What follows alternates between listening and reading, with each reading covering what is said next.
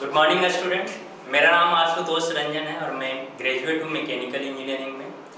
आज मैं आप लोगों को इंजीनियरिंग ग्राफिक्स में सबसे फर्स्ट चैप्टर जो है वो drawing instrument and their usages पढ़ना है।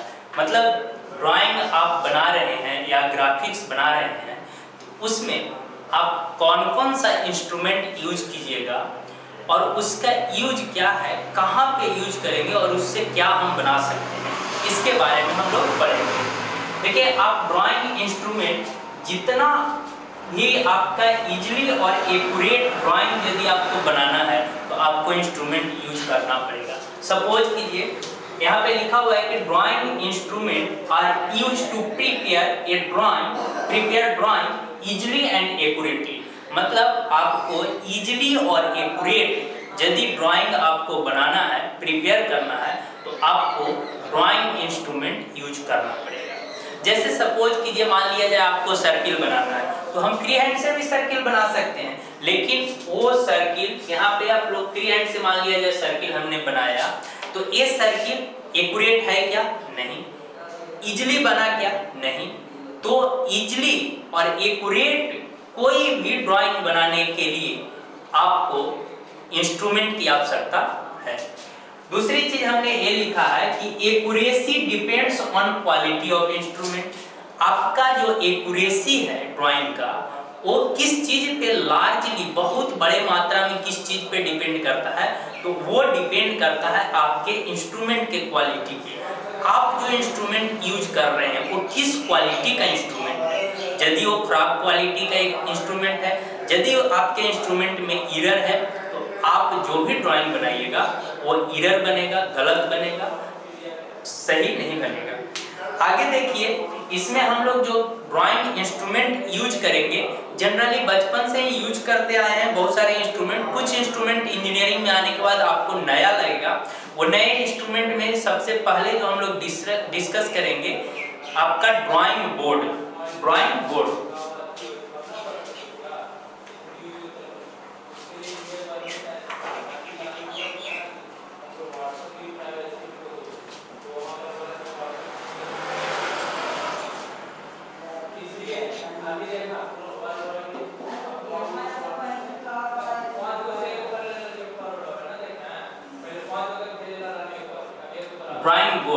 ड्राइंग बोर्ड आप देखे होंगे, यदि आप कॉलेज गए होंगे तो जो आप ड्राइंग बना रहे थे तो आपको एक टेबल पे एक बोर्ड होगा, उस बोर्ड पे आपने सीट को रख करके ड्राइंग बनाया होगा।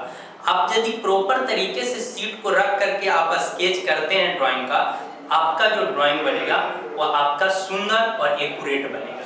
देखिए, ड्राइंग बोर्ड कैसा होता है? लकड़ी का यानी कि वुड का 5-6 स्ट्रिप होता है। इसका जो शेप जनरली होता है रेक्टेंगुलर शेप होता है।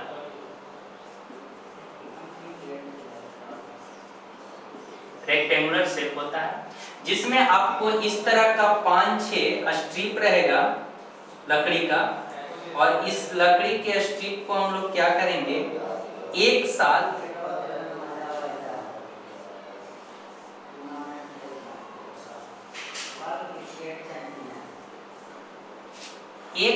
क्या करेंगे,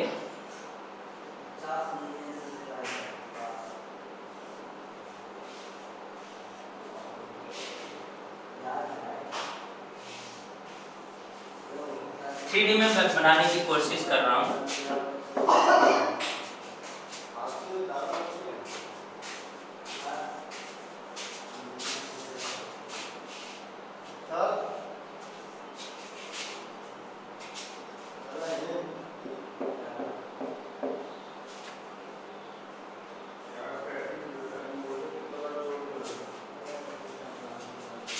ये जो है इसको हम लोग बोलेंगे स्ट्रिप,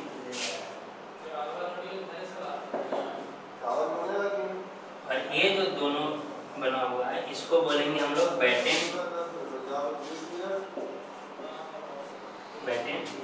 और जो आपका लेफ्ट साइड में रहेगा इसको बोलते हैं इबोनी या वर्किंग एज। ये आपका जो बनाया हुआ है ये आपका उल्टा साइड से, अपोजिट साइड से बनाया हुआ है। इसको इसको हम लोग उलट करके आप टेबल पे रखिएगा तो जो उस तरफ का सरफेस है इसके जिस तरफ का आपको दिख रहा है इसके अपोजिट साइड का जो सरफेस है वो बिल्कुल ही प्लेन सरफेस है। इसमें दो तीन चीजों का जो हम लोग लकड़ी सिलेक्ट करते हैं, वुड सिलेक्ट करते हैं, उसमें आपको दो तीन बातों का ध्यान रखना पड़ेगा। उसमें मोस्ट इम्पॉर्टेंट बात तो ये है कि आपका जो लकड़ी है वो मौसम के अनुसार इसमें बदलाव नहीं आए। जैसे बहुत सारा लकड़ी आप देखते होंगे जो बरसात का मौसम आया तो टेढ़ा हो गया, आपका डिफॉर्मेशन आ गया उसमें, तो उस तरह का लकड़ी नहीं चलेगा। दूसरी बात, थोड़ा सा यदि गर्मी ज्यादा होगा तो वो डिफॉर्म हो गया, तो उस तरह का भी लकड़ी नहीं चाहिए। अब इसमें हम लोग इसके साइज की बात करते हैं, तो इसको साइज को जो डिनोट किया जाता है वो आपका B0, B1, B2 और B3 इस तरह का डिनोट किया जाता है। B0, B1, B2, B3।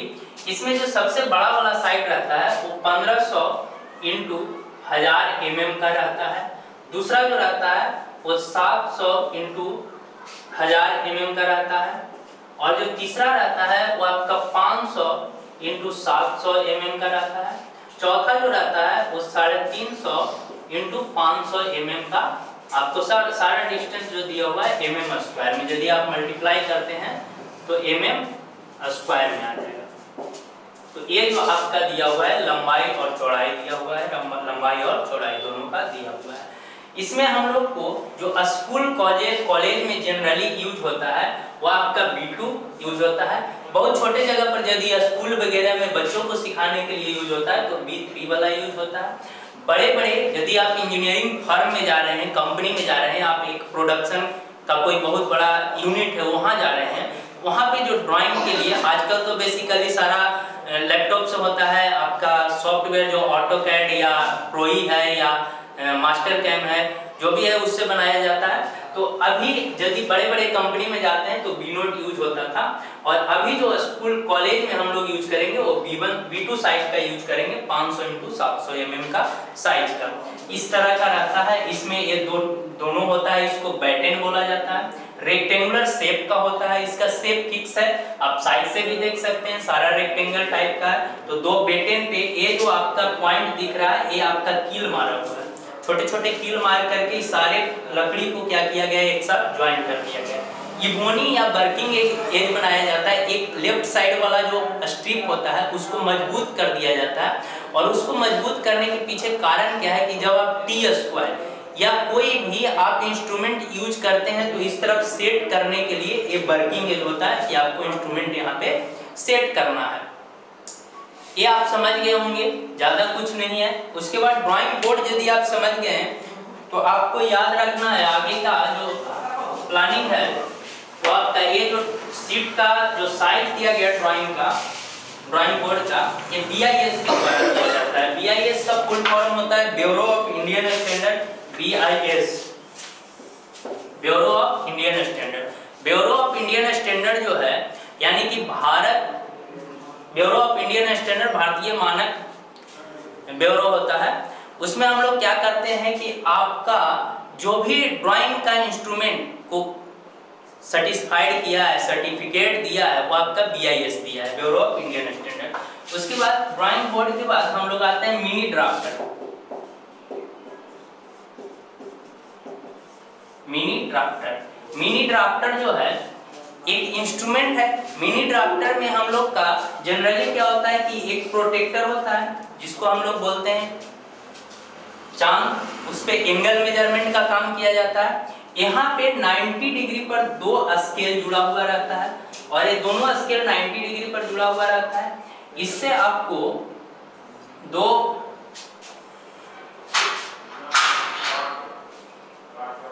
Steel का रॉड लेकर के आपको इस तरह से बना दिया जाता है, और यहाँ पे एक फिक्स बांधने के लिए रहता है, जिससे क्या कर सकते हैं हम लोग horizontal line, vertical line,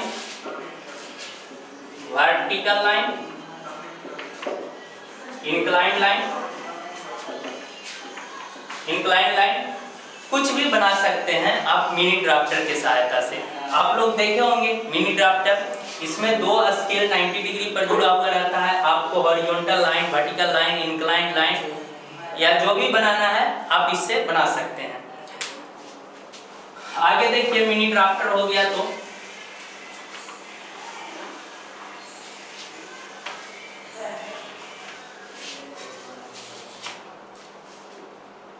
mini drafter के बाद आता है एक instrument T square. T square में दो चीज होता है, एक आपका स्टॉक होता है और एक आपका ब्लेड होता है। ये जो लंबा होता है इसको हम लोग बोलते हैं ब्लेड, इसको कील मार करके जोड़ दिया जाता है, ये स्टॉक है और ये है ब्लेड।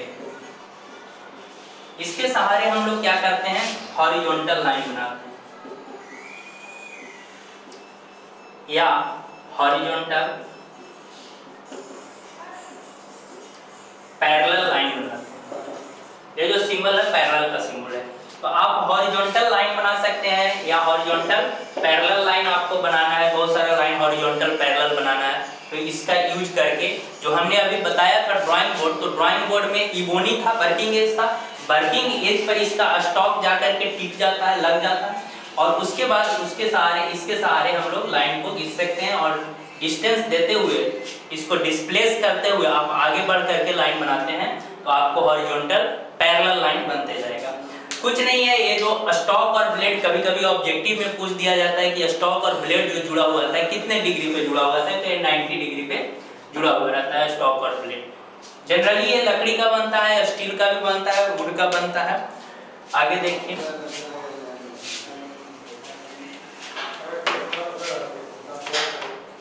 अगला इंस्ट्रूमेंट है सेट स्क्वायर। सेट स्क्वायर आप लोग देखे होंगे, बचपन से ही देखे होंगे, दो तरह का रहता है।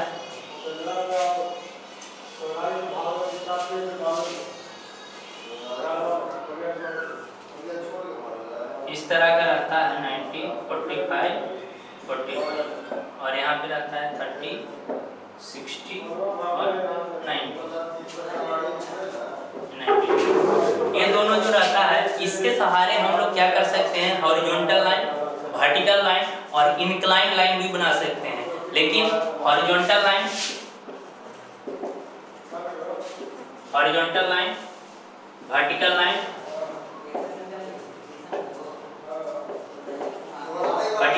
और इंक्लाइन लाइन 15 डिग्री के मल्टीपल में आप बना सकते हैं। 15 डिग्री का, 30 डिग्री का, 45 डिग्री का, इसी तरह से जा करके आप आगे तक बना सकते हैं। तो आपको इंक्लाइन लाइन जो बनेगा वो 15 डिग्री के मल्टीपल में ही बनेगा। आप इससे पैरेलल लाइन भी बना सकते हैं। थोड़ा सा दिक्कत हॉरिजॉन्टल लाइन बनाने में आता है, क्योंकि हॉरिजॉन्टल लाइन बनाने के लिए आप ये दोनों के साथ साथ यदि टी स्क्वायर का यूज करते हैं तो जो आपका हॉरिजॉन्टल लाइन बनेगा वो एक्यूरेट हॉरिजॉन्टल लाइन बनता है। आप इससे हॉरिजॉन्टल, वर्टिकल और इंक्लाइन लाइन बना सकते हैं इसके सहारे। आगे देखिए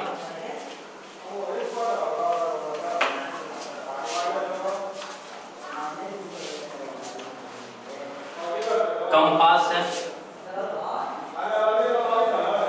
कंपास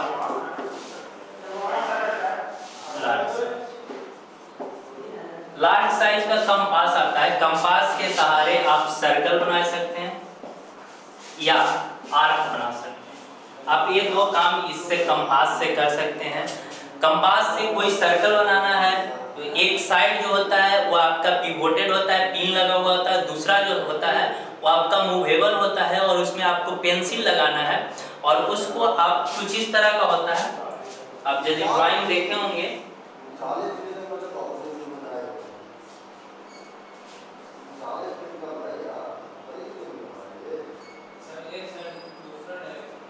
आपको इस तरह से इसको खोल करके आगे पीछे कर सकते हैं, मूव करवा सकते हैं। यहाँ पे आपको पेंसिल डालने के लिए स्पेस दिया हुआ रहता है, ये पॉइंट पिवोटेड रहता है।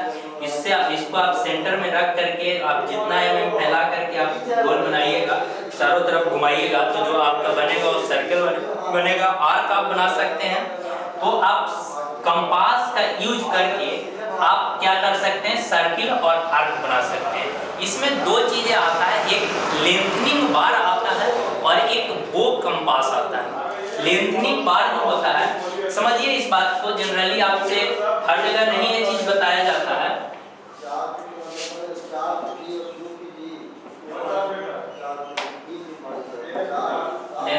बार। ये जो होता है लेंथनिंग बार से क्या किया जाता है कि यदि आपको 150 mm से ज्यादा 150 mm या 150 mm से ज्यादा लार्ज साइज का आपको सर्कल बनाना है, आपको आर्क काटना है, तो एक कंपास जो है वो काम करना बंद कर देता है। क्योंकि ये जो फैलना वाला था ये आप एक निश्चित लेंथ तक ही फैला सकते हैं, और जितना बड़ा ये फैलेगा उतना ही बड़ा वो सर्किल बना सकता है।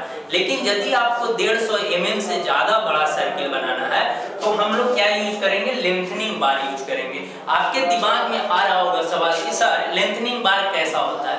तो लेंथनिंग बार कुछ नहीं होता है। बार मतलब एक सिंपल स्ट्रिप होता है स्टील का या लकड़ी का भी कभी-कभी यूज किया जाता है, इतना बड़ा, और इसमें डिफरेंट साइज का होल किया हुआ रहता है। इस होल से आपको क्या करना है कि, और सबका डायमेंशन लिखा हुआ रहता है, 150 mm, 200 mm, 125 mm, 150 mm से ज्यादा ही हर मार्किंग किया हुआ रहता है। आपको एक में पिन लगा देना है और एक में आपको क्या कर देना है, पेंसिल डाल देना है और उसको चारों तरफ घुमा देना है। यदि इसमें हम लोग घुमा दें तो इतना बड़ा सर्किल बन जाएगा, इतना बड़ा आर्क बन जाएगा। ये लेंथनिंग बार है। दूसरा हमने बोला था बो कंपास। बो कंपास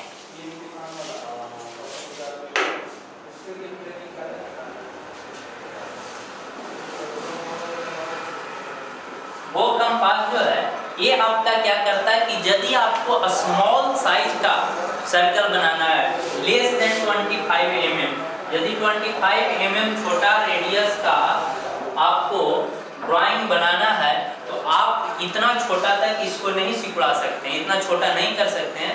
तो इतना छोटा भी बनाना दिक्कत की बात है, तो वहाँ पे हम लोग वो कंपास का यूज करते हैं। यदि छोटा बनाना है, छोटा सर्किल बनाना है तो वो कंपास का यूज करेंगे। यदि बड़ा सर्किल बनाना है 150 mm से बड़ा डायमीटर या रेडियस का, तो हम लोग लेंथनिंग बार का यूज करेंगे। ये दोनों तरह की चीजों को आप समझ गए होंगे। उसके बाद अगला जो टॉपिक आएगा आपका आता है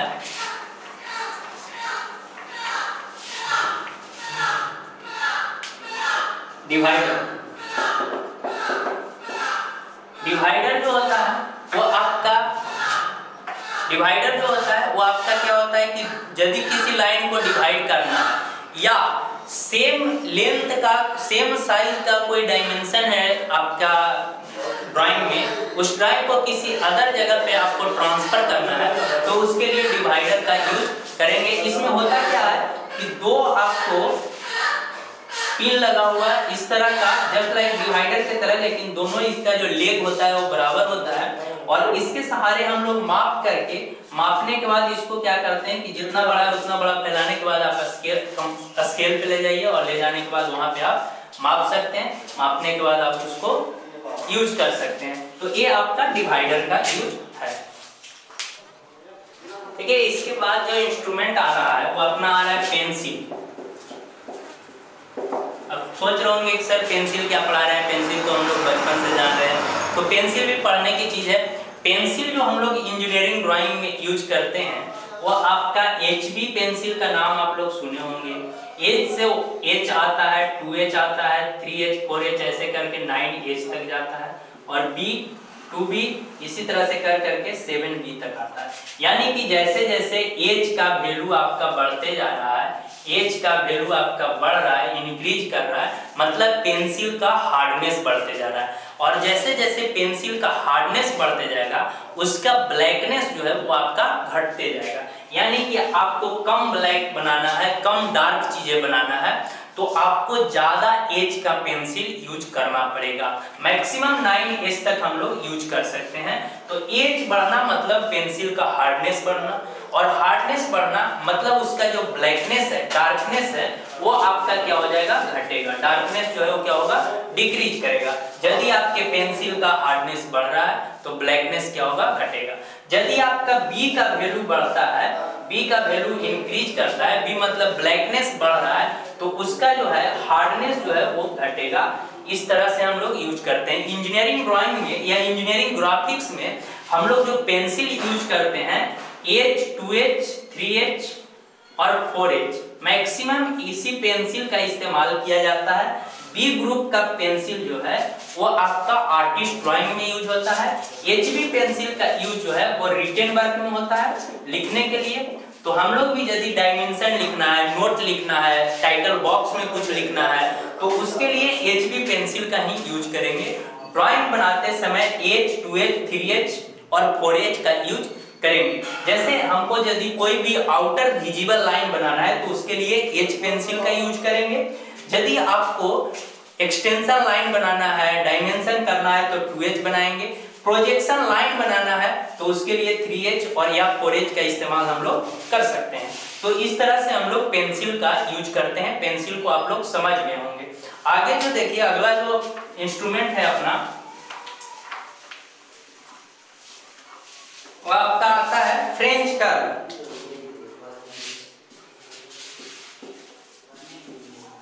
फ्रेंच कर्व आप इंस्ट्रूमेंट बॉक्स में देखे होंगे, कुछ इस तरह का इंस्ट्रूमेंट होता है। वो इंस्ट्रूमेंट जो है डिफरेंट डाया का होता है, डिफरेंट रेडियस का होता है। इसका जनरली हम लोग जो इस्तेमाल करते हैं, आपको अननोन आपको रेडियस नहीं पता है, आपको डायमीटर नहीं पता है, 2 पॉइंट पता है, उस पॉइंट के बीच में हमको आर्क बनाना है। तो उस आर्क बनाने के लिए हम लोग किसका इस्तेमाल करेंगे? तो फ्रेंच कर्व का इस्तेमाल करेंगे। फ्रेंच कर्व की सहायता से हम लोग आर्क बनाएंगे। किस जगह पे? जिस जगह पे आपको डायमेंशन का ज्ञान नहीं है, डायमेंशन आपको अननोन है, जानकारी नहीं है, और वहां पे 2 पॉइंट है और वो दोनों पॉइंट के बीच में हमको यदि आर्क बनाना है तो उसके लिए हम लोग फ्रेंच कर्व का यूज करेंगे। जनरली हम लोग जब इलिप्स बनाते हैं, पैराबोला, हाइपरबोला बनाते हैं, कोनिक सेक्शन में बनाते हैं, तो उसमें हम लोग फ्रेंच कर्व का इस्तेमाल करते हैं। और फ्रेंच कर्व के साथ साथ हम लोग ऐसा प्रैक्टिस करते हैं कि वहाँ पे फ्री हैंड से भी बना सकें।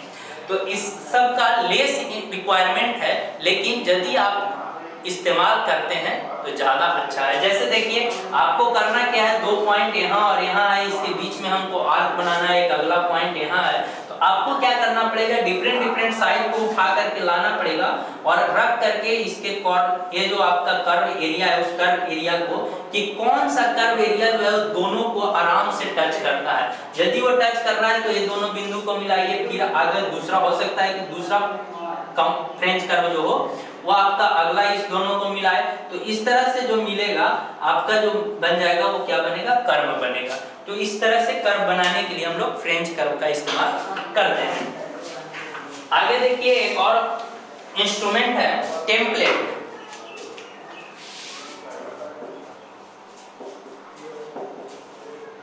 टेम्पलेट्स जो होता है वो क्या होता है, आपको एक ही साइज का कोई भी ड्राइंग, कोई भी आपका ज्योमेट्रिकल ड्राइंग बार बार यूज हो रहा है। सपोज कीजिए सर्किल 15 mm का, 15 mm के डायमीटर का या 15 mm के रेडियस का आपको एक सर्किल बनाना है। वो बहुत छोटा ड्राइंग है और बहुत छोटा सा सर्किल है, और वो सर्किल 50 टाइम बनाना है या 10 टाइम बनाना है, 20 टाइम बनाना है, तो वो आपको कॉम्प्लिकेटेड हो जाएगा। हर बार उसी ड्राइंग को आपको वो कंपास से बनाना, या आप कंपास से बना रहे हैं तो भी आपको दिक्कत आएगा।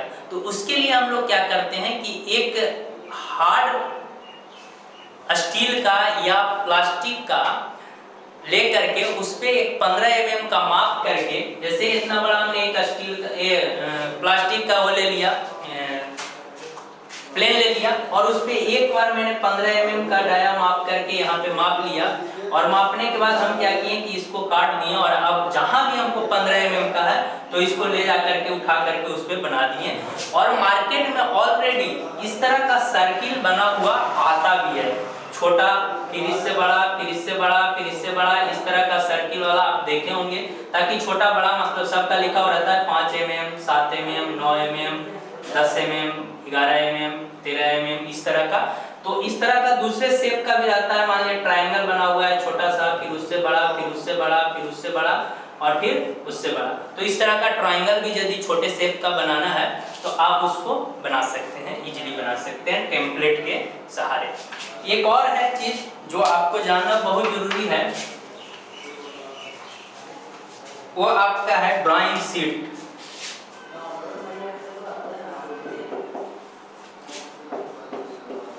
ड्राइंग शीट बनाने के लिए हम लोग को ड्राइंग बनाने के लिए हम लोग को एक पेपर दिया जाएगा, उस पेपर को हम लोग ड्राइंग शीट बोलते हैं। यानी कि जिस पेज पे हमको ड्राइंग बनाना है, ड्राइंग को ग्राफिकली रिप्रेजेंट करना है, उसको हम लोग क्या बोलते हैं, ड्राइंग शीट बोलते हैं। जनरली जो ड्राइंग शीट होता है वो रेक्टेंगुलर शेप का होता है, इस तरह के शेप का होता है और ये डिफरेंट साइज का आता है। ये आपका डिफरेंट साइज का आता है, इसको मैं यहाँ पे लिख रहा हूँ। इसका जो साइड BIS ने दिया है, ब्यूरो ऑफ इंडियन स्टैंडर्ड, भारतीय मानक ब्यूरो ने, वो दिया है क्या आपका A0, A1, A2, A3, A4 और A5। A5 से छोटा नहीं होता है। ऐसे तो हम लोग इंजीनियरिंग में A3 तक मैक्सिमम यूज करते हैं। A4 साइज का आप पेपर देखे होंगे जो फोटोकॉपी में यूज होता है, और A5 का पेपर उससे भी हाफ होता है, उसको छोटा कर दीजिएगा तो A5 का यूज होता है। जनरली जो हम लोग इंजीनियरिंग ड्राइंग में यूज करते हैं बड़े साइज के लिए, वो आपका A2 के लिए स्कूल कॉलेज में A2 यूज होता है, और बड़े ड्राइंग बनाने के लिए A0, A1 का यूज होता है, उससे भी छोटा करने के लिए A3 का यूज होता है। ये सब का साइज निर्धारित है। इसका A0 का जो साइज है वो आपका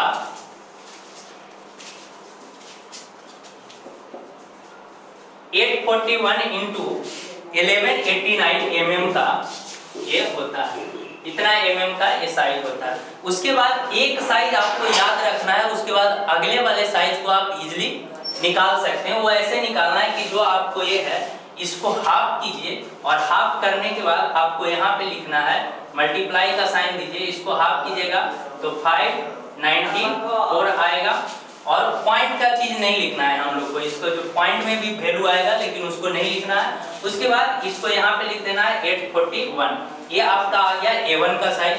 दूसरे वाले को निकालना है तो इसको हाफ करना है और यहाँ पे लिखना है, तो 420 × 594, ये आपका A2 का साइज आ जाएगा। हमने क्या किया, इसको हाफ करके यहाँ पे लिखा, इसको ज्यों का त्यों यहाँ पे उतार दिया। उसके बाद इसको हाफ करना है और यहाँ पे लिख देना है, तो इसको जब हम लोग हाफ करेंगे तो कितना आ जाएगा, 297 × 420 mm। ये आपका साइड हो गया A3 का। यदि A4 का निकालना है तो क्या करेंगे, आपको समझ में आ रहा होगा, आप इजीली निकाल पा रहे होंगे। इसको हाफ करके यहाँ पे लिखेंगे 210 × 297, ये आपका A4 का साइज आता है। A4 का साइज ये है। A5 का साइज यदि आप करते हैं तो A5 के साइज को इसको हाफ कीजिए, 1418 × 210 mm। सारा का डायमेंशन mm में है, ये आपका A5 का आ जाएगा। तो इस तरह से हम लोग ड्राइंग शीट का बना सकते हैं।